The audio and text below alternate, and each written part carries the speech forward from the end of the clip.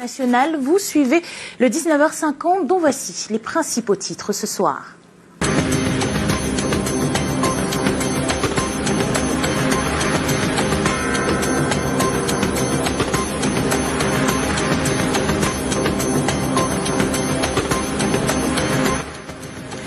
Les flammes semblent renaître de leurs cendres au marché Mbopi. Un énième incendie a ravagé la nuit d'hier près de 20 boutiques de l'espace marchand de la capitale économique.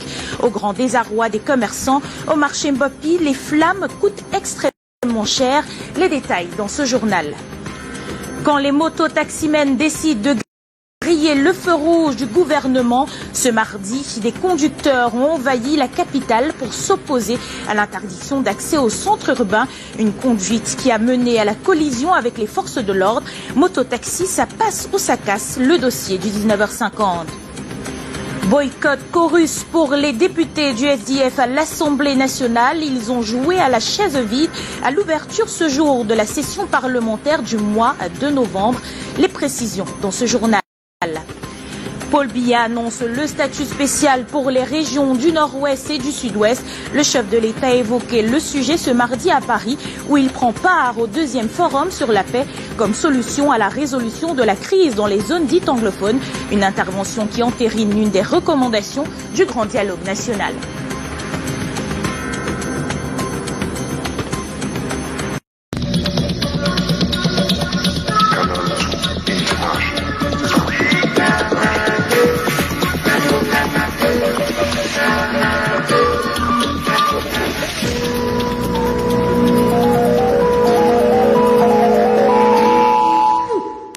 Bonjour à tous et bienvenue au 19h50 sur Canal 2 International. Encore un glissement de terrain dans la région de l'Ouest, à Ndjinka, dans le département du Noun précisément. Plus d'une dizaine de maisons ensevelies par la terre. Heureusement, jusqu'ici, pas de perte en vie humaine. Les sinistrés sont appelés à quitter les lieux immédiatement. Le sultan, roi des Bamoun, à travers son premier adjoint, a été au chevet des victimes. Une quinzaine de maisons ensevelies. De nombreuses familles à la belle étoile, le glissement de terrain de Ndjinka à Fumba dans la région de l'Ouest, survenu dimanche dernier, continue de faire fureur. Ces familles ont besoin de réconfort et de soutien. Dit Ngoupayou, premier adjoint du sultan, est porteur d'un message ce mardi. 50 hectares de terrain leur sont offerts par le sultanat en partenariat avec la préfecture de Fumbane. Nous sommes en train de prêter les maisons pour dormir dedans. On ne peut pas continuer à rester sur cet endroit. C'est notre souhait. Oui. Et que le gouvernement puisse voir comment il peut faire avec ce problème. Ceux qui se sont utilisés, combien nous aider, nous donnons des aides pour établir les choses. D'accord. En attendant l'aménagement de cet espace, les victimes trouvent refuge chez les voisins ou les parents. 10, voire 15 personnes dans une même chambre. La vie est pénible. Comme toujours, le gouvernement est interpellé. Ce que nous avons vu ici, on peut assimiler cela à une catastrophe naturelle. Moi, je parlais de catastrophe naturelle parce que il s'agit d'un cas d'affaissement de sol. Et on ne sait pas à quel niveau l'affaissement va aller. En attendant une quelconque réaction des autorités, les sinistrés de Ndjinka sont invités à libérer immédiatement ces lieux, surtout en ce moment où le Cameroun porte encore le deuil des victimes de Ngouache. Et d'un drame à un autre, Douala s'est réveillé ce mardi sous la fumée des flammes qui ont consumé le marché Mbopi. Un énième incendie dans cet espace marchand qui ravitaille toute la sous-région. Ils sont une bonne vingtaine de commerçants à avoir vu partir en fumée presque toute leur vie. Yasser Trésor Tanon était sur le site de ce drame. C'est au total 20 boutiques dévastées par les flammes au marché Mbopi de Douala cette nuit de lundi à mardi. 20h50, le feu se déclare au bloc 5, spécialisé dans les ustensiles de cuisine. Le marché Mbopi de Douala est déjà fermé, mais quelques commerçants sont alertés, les sapeurs-pompiers aussi. Les soldats du feu vont se buter à un obstacle. L'accès au marché avec leur camion n'est pas possible. Ils vont néanmoins tout faire pour maîtriser la situation. Au petit matin, les dégâts sont visibles. les commerçants courroucés. Un marché qui est bloqué par soi-disant le comité ad hoc. Il y a des messieurs qui sont venus au marché, ils ont construit ce hangar que vous voyez. Ça a bloqué tous les sapeurs-pompiers ici hier. Les sapeurs-pompiers sont arrivés à temps. Les sapeurs-pompiers reviennent aussi sur cette nuit enflammée. Pour un feu comme celui-ci, on appellera ça un petit feu banal. Le temps d'aborder le feu lui-même, il s'est beaucoup développé. Vous avez bien filmé tout à l'heure, si vous n'avez pas encore filmé, vous avez le temps de voir qu'est-ce qu'il y a comme armada d'obstacles, même pour un piéton d'entrer dans le marché Mbopi. Le choc des sinistrés est grand, la douleur profonde car il faut repartir à zéro, même si les articles sont récupérés chez certains. Les câbles en désordre trahissent l'anarchie en matière de connexion électrique dans le marché. L'origine du feu n'est pas encore déterminée. Pas de lumière dans une bonne partie des boutiques après cet incendie et le marché Mbopi de Douala vit au rythme du vacarme des groupes électrogènes.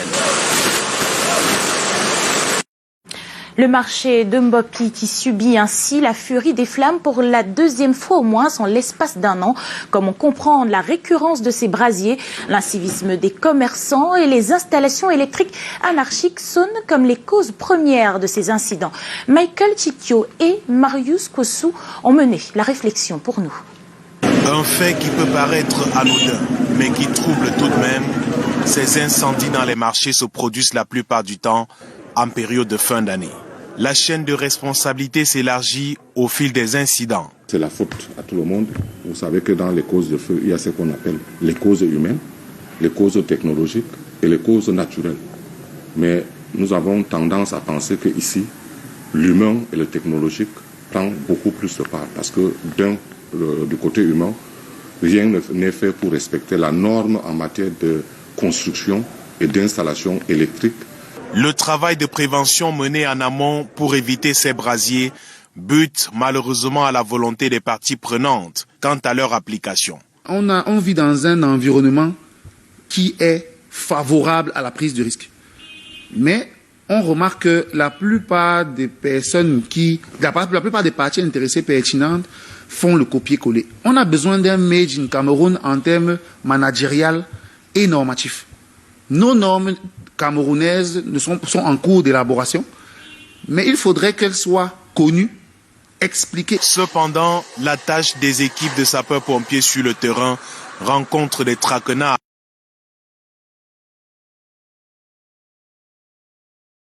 dont la responsabilité incombe essentiellement aux commerçants. C'est difficile de faire comprendre à ces gens qu'il faudrait à tout prix, c'est dans leur intérêt qu'il faut renforcer la prévention, dégager tout ce qui a comme étal qui obstrue l'accessibilité. Parce que vous savez que l'accessibilité, ce n'est pas seulement pour le sapeur-pompier. Il peut arriver qu'il y ait un sinistre ou un événement quelconque et que les gens puissent évacuer aussi en bon ordre et en toute sécurité. Ce énième incendie au marché Mbopi pouvait être évité en respectant simplement les règles en matière de branchement électrique. Les flammes se sont également attaquées au poste de transformation de 20 mégavolt-ampères du poste d'Eneyo de Deido. Le ministre de l'Eau et de l'Énergie, Gaston Elundou Essomba, est venu toucher du doigt l'évolution des travaux. Il en a profité pour faire le point sur les délestages répétitifs dans la ville de Douala. Robert Charlitoc et Thierry Nana nous apportent les précisions dans cet élément. Voici le poste de transformation de 20 mégavolt-ampères consumé entièrement par les flammes le week-end dernier. Placé en réserve chaude, il permettait de minimiser les impacts liés aux travaux. Les dégâts collatéraux issus de cet incendie ont privé plusieurs zones et localités d'énergie électrique. La chance qu'on a eue, c'est que ce transformateur a brûlé seul et n'a pas impacté son voisin qui lui était en service. Cet incident a affecté non seulement les clients de littoral, de la région avoisinante du poste, c'est-à-dire Deido, le port, et puis une partie de Aqua, mais ça a aussi impacté toute la fourniture dans la région de l'Ouest, c'est-à-dire Konsamba, Bafoussam jusqu'à Bamenda. C'est pour prendre la mesure des dégâts et évaluer l'avancée des travaux visant au rétablissement de l'énergie électrique dans les ménages que le ministre de l'Énergie et de l'Eau, Gaston Elundou Essomba, s'est rendu sur les lieux. Il revient sur les raisons des coupures intempestive d'énergie électrique dans la ville de Douala. L'une des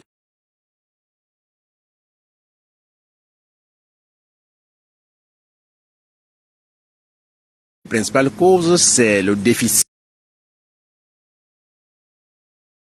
Tant qu'il n'y a pas de poteau pour remplacer, c'est ce qui fait que les durées de coupure s'allongent.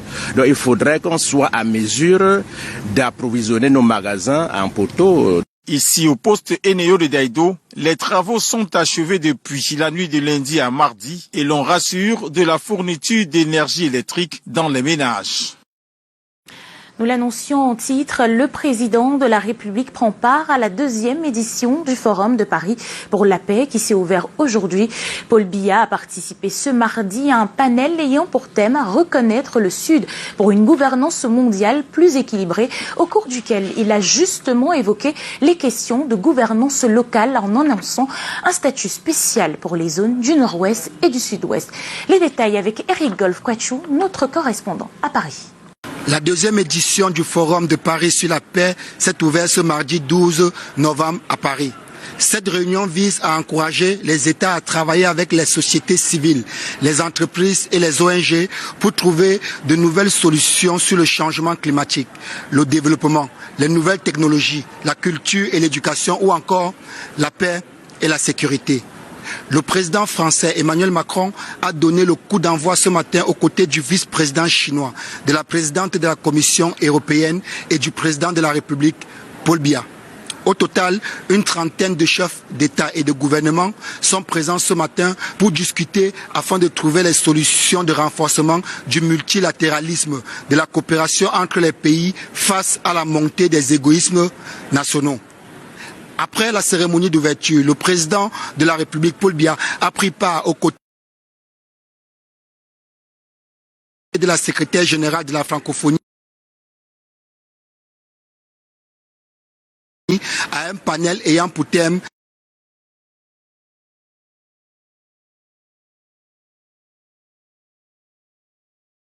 reconnaître le Sud, une gouvernance mondiale, architecture plus inclusive et renforcer le dialogue, la paix, le développement sur le plan national. Il a rappelé la nécessité de donner un statut spécial aux régions anglophones pour permettre à ces populations de préserver leurs spécificités. Les mentalités, le système scolaire, le système de la magistrature sont différents. Nous avons donc eu des conflits qu'on est en train de résoudre en ce moment. Mais je crois que les pays sont soucieux aujourd'hui d'affirmer leur identité et c'est pour ça que nous mettons sur pied un statut spécial qui reconnaît la spécificité de la zone anglophone, mais elle reste dans l'intégrité territoriale du Cameroun. Notons que le Forum de Paris sur la paix a été créé en 2018 sous l'impulsion d'Emmanuel Macron. L'idée est qu'il soit un lieu d'échange entre les États, les organisations internationales, les ONG, les entreprises et la société civile afin de présenter des solutions pour une meilleure organisation de la planète.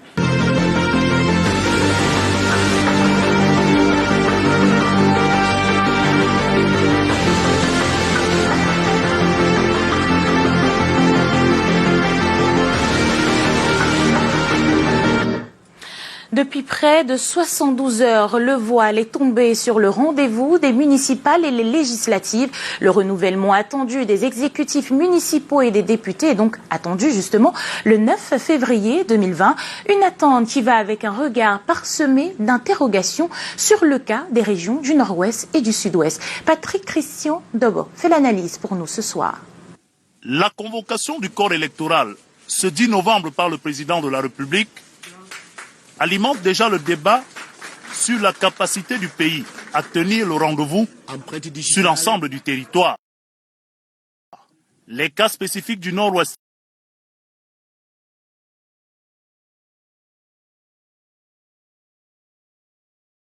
et du Sud-Ouest sont au cœur de ces appréhensions. Because Right now, you can go to rural areas. How do you expect the people to organize elections? How do you expect the elections to be effective? À côté de la question sécuritaire évoquée, de nombreuses attentes sont également orientées sur l'application des résolutions du Grand Dialogue National et une meilleure prise en compte du contexte. Les gens de Nord-Ouest pensent que on n'a pas pris ça, on n'a pas discuté ça au dialogue même. Mais je pense que les résolutions, si le chef d'État sorti aujourd'hui pour dire que ceci c'est ce qu'on a dit et je pense que ça va résoudre le problème du Nord-Ouest. Je pense que pour les élections, il y a les villes qu'on va avoir les élections dans les zones anglophones, mais les autres villes qui sont à l'intérieur des régions, je ne pense pas qu'il y aura des élections là-bas parce que bon, c'est inaccessible. Si de manière globale, l'idée de renouvellement des représentants locaux suscite une certaine adhésion, ici, tous les regards sont désormais rivés sur l'action des parlementaires et de l'exécutif autour de l'application des résolutions du Grand Dialogue National, mais aussi d'autres profondes aspirations des populations de ces parties du pays. Et la population de la ville de Ngaoundéré, tout comme la classe politique de la capitale de l'Adamawa, est grandement favorable à la convocation du corps électoral en vue du double scrutin du 9 février prochain. L'idée d'avoir de nouveaux hommes dans les mairies et une nouvelle législature donne comme l'assurance de trouver des réponses aux défis qui minent le développement du Cameroun. Les réactions captées par Eric Nguélé. Le 9 février prochain, les Camerounais iront aux urnes pour élire leurs conseillers municipaux et leurs députés. Tel en a décidé le chef de l'État Paul Biya, traduit par un décret pris en date du 10 novembre, qui convoque le corps électoral. Vraiment, nous sommes très contents par la convocation du chef de l'État pour les élections législatives et municipales, parce qu'on s'est préparé. En Ngaoundéré, l'acte présidentiel a trouvé le capitaine opérationnel du parti Univers très avancé dans son dossier de candidature. C'est aux portes de la mairie de Ngaoundéré Premier que nous l'avons retrouvé. Nous nous préparons depuis des années pour ces élections et lorsqu'on ouvre les élections, nous nous présentons. Nous n'avons pas à choisir de date. La date qui nous est proposée, qui nous est imposée, nous nous soumettons. Le mouvement pour la renaissance du Cameroun n'est pas du reste. Le MRC va présenter ses candidats à ces élections-là. On attendait juste la date pour pouvoir déjà les dossiers à fournir, comment il faut les déposer déjà. Et sur le climat peu propice à la tenue des élections sur l'ensemble du territoire, lié à la crise sociopolitique au nord-ouest et au sud-ouest, les avis n'ont pas transigé, quelles que soient les chapelles politiques. Écoutez, le Cameroun ne va pas s'arrêter parce qu'il y a une crise. Nous avons vu en Syrie organiser les élections. Nous avons vu en Irak. Est-ce que c'est au Cameroun où on ne va pas organiser les élections? Après la convocation de ce grand dialogue national, vraiment je dis que tout le monde est apaisé et que ça va très bien marcher. Tout s'est accéléré depuis ce dimanche et la convocation du corps électoral a mis fin aux supputations qui voyaient une énième prorogation du mandat des conseillers municipaux et des parlementaires. Et la suite de cette actualité, c'est en direct de la capitale Yaoundé où nous allons retrouver Arnaud Guéfac. Arnaud, bonsoir à vous.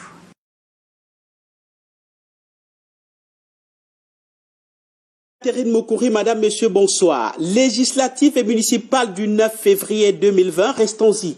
Les partis politiques tardent à prendre le bain des préparatifs. Si l'alerte a sonné fort chez certains candidats qui s'activent pour la constitution des dossiers, ce n'est pas encore la grande affluence dans les quartiers généraux des partis.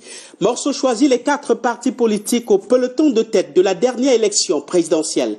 C'est un reportage signé Bran Kamga et Bertrand Sassé.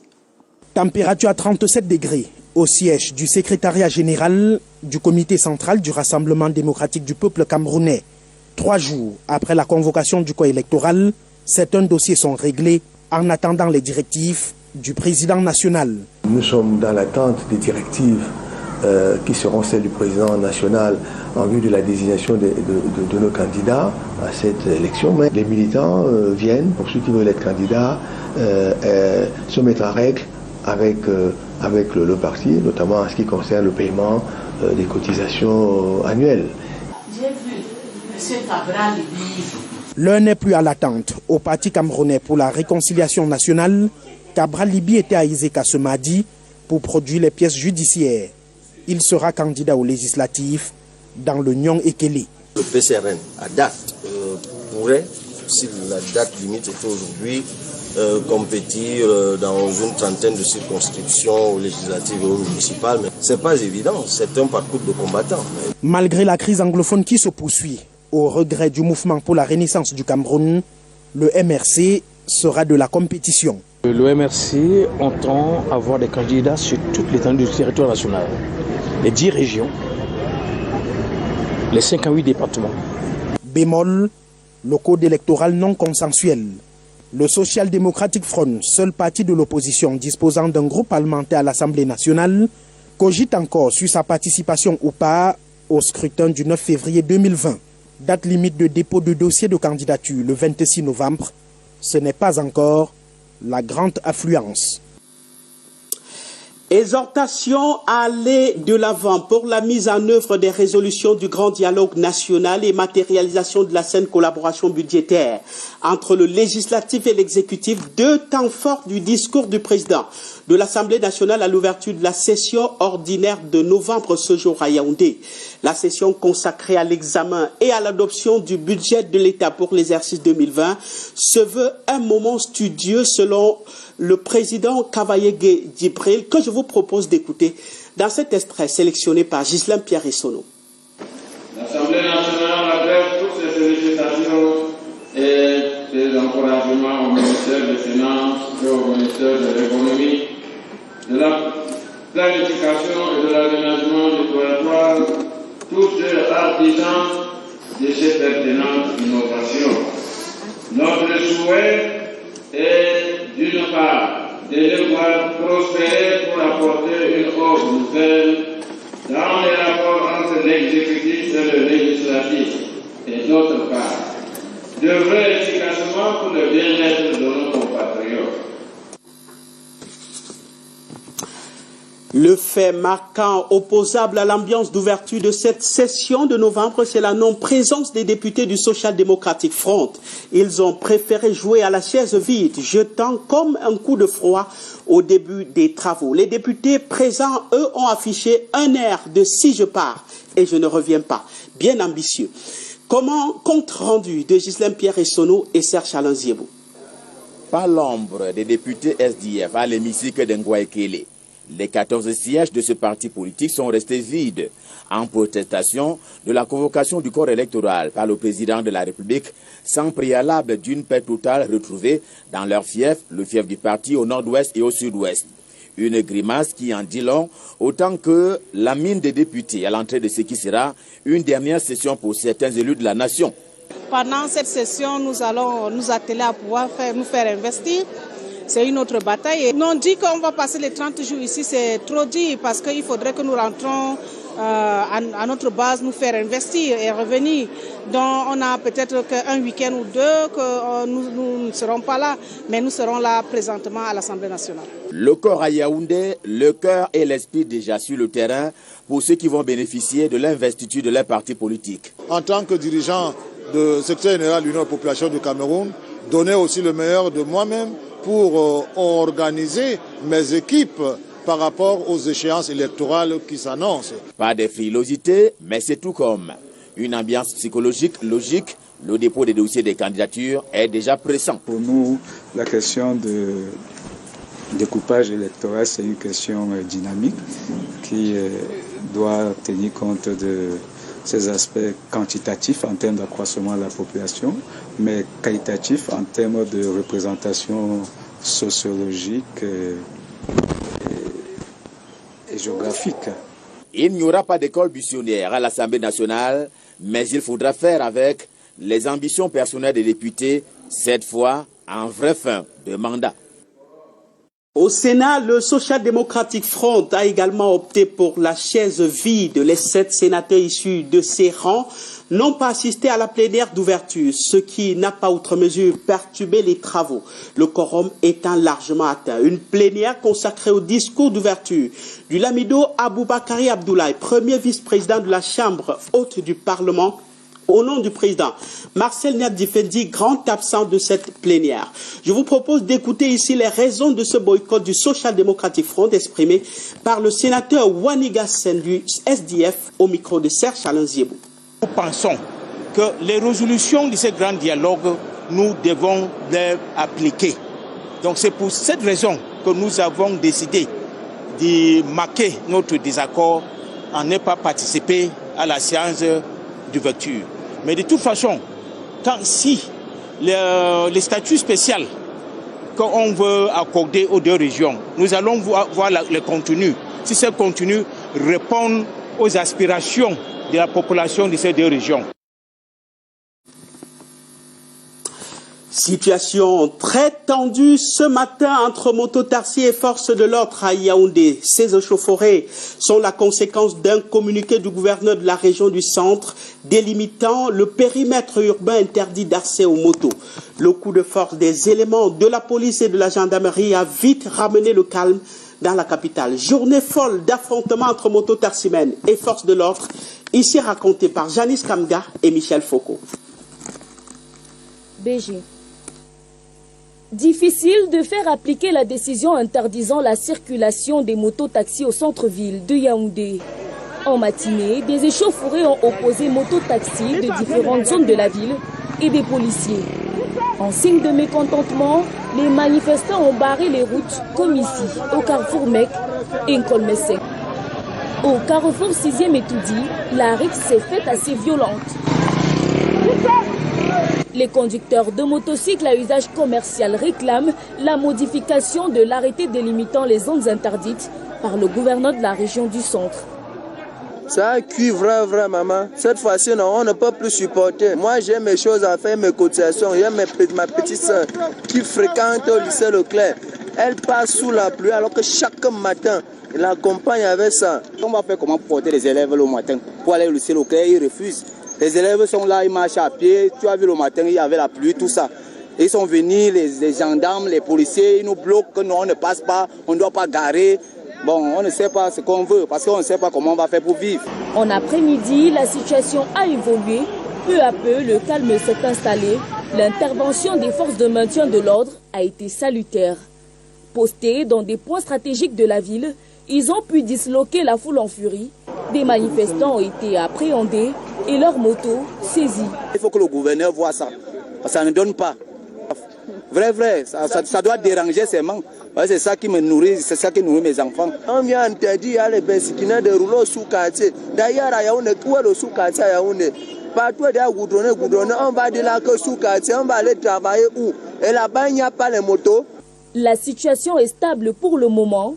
Constat, aucun moto-taximan au centre urbain. Les rues restent néanmoins sous haute surveillance. Après cette discorde agrémentée de quelques affrontements dans les carrefours et rues de Yaoundé entre mototaxis et forces de l'ordre, comme vous l'avez vu, le gouverneur de la région du centre s'est exprimé. Nasri Paul Béa lance un dernier ultimatum aux fauteurs de troubles. Le rappel à eux fait, c'est qu'ils s'exposent à la rigueur des sanctions. Déclaration mise en conteste par Janice Kamga et Michel Foucault. Le ton de Nasseri Paul Béa est resté ferme au cours de cet entretien accordé à Canal 2 International à la suite du mouvement d'humeur des mototaxis qui a animé justement la ville de Yaoundé ce matin. Pour le gouverneur de la région du centre, l'agitation était prévisible, mais la loi reste la loi. Il n'était pas question de saisir les motos aujourd'hui. Il était question donc tout simplement de les repousser et dire que ne venez plus. Voilà. À partir de demain, ce sera maintenant la saisie quand quelqu'un tombe. L'échauffourée des mototaximens, c'est normal. On ne peut pas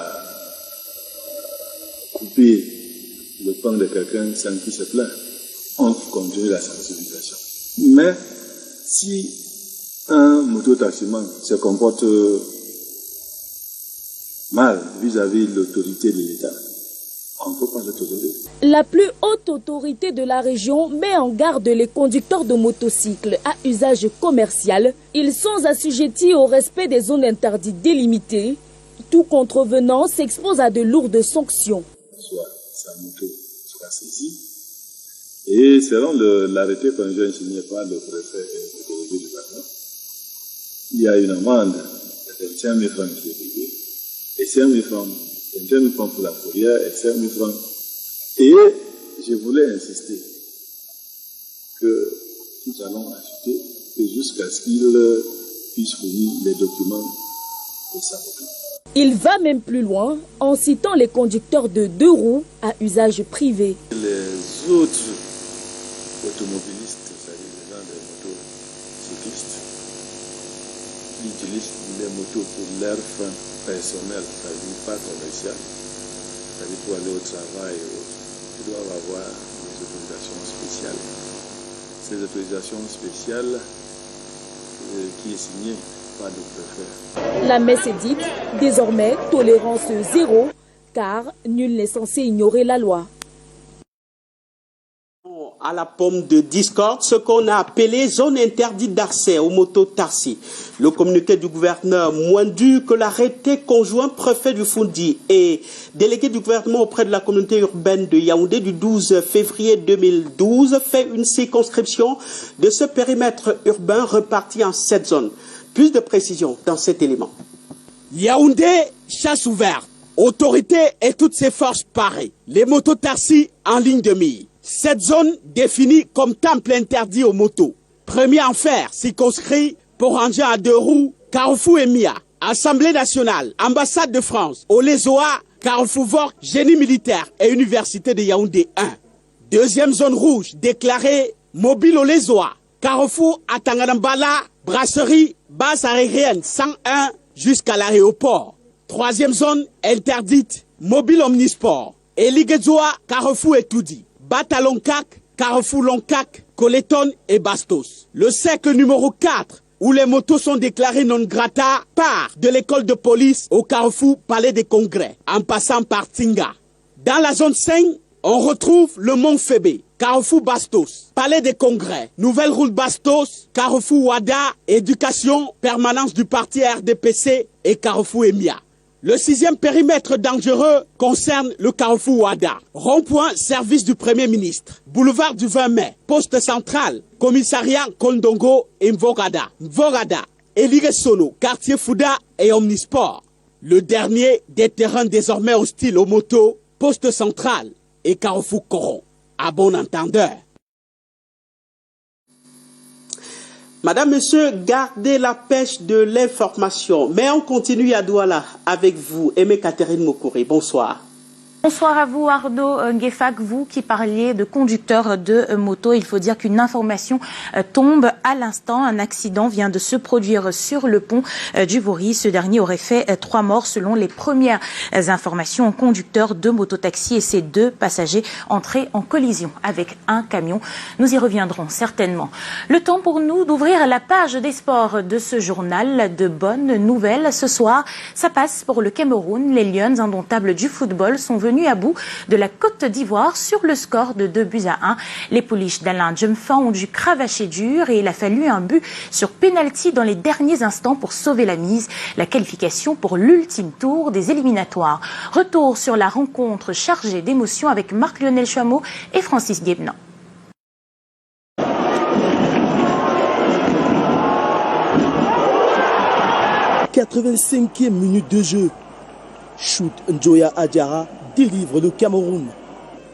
Comme très souvent depuis le début de ces éliminatoires des Jeux Olympiques Tokyo 2020.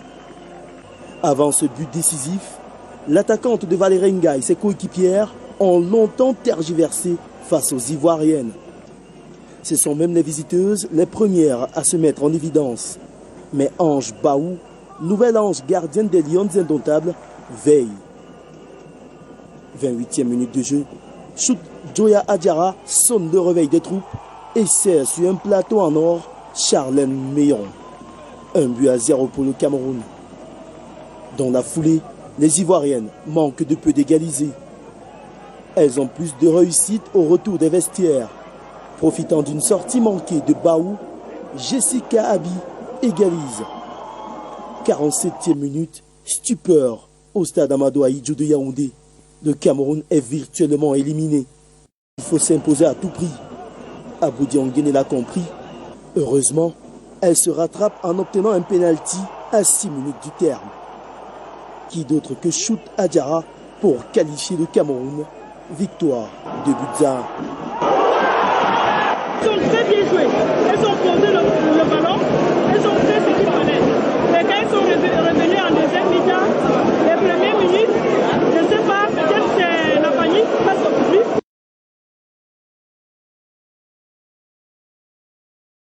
Et on termine en économie. La 3e édition de l'initiative pour la transparence dans l'industrie de la microfinance au Cameroun s'est ouverte depuis ce matin au siège du JICAM à Douala.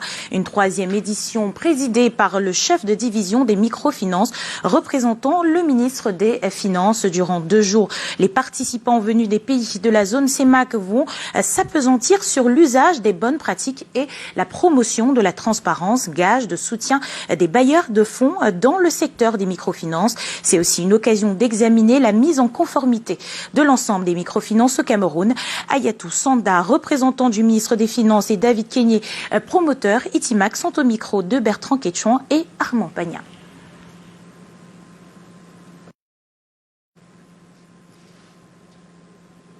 C'est la fin de cette édition du 19h50. Merci à vous de l'avoir suivi. J'aurai le plaisir de vous retrouver demain, même heure, sur Canal 2 International et nulle part ailleurs. Bonsoir à tous.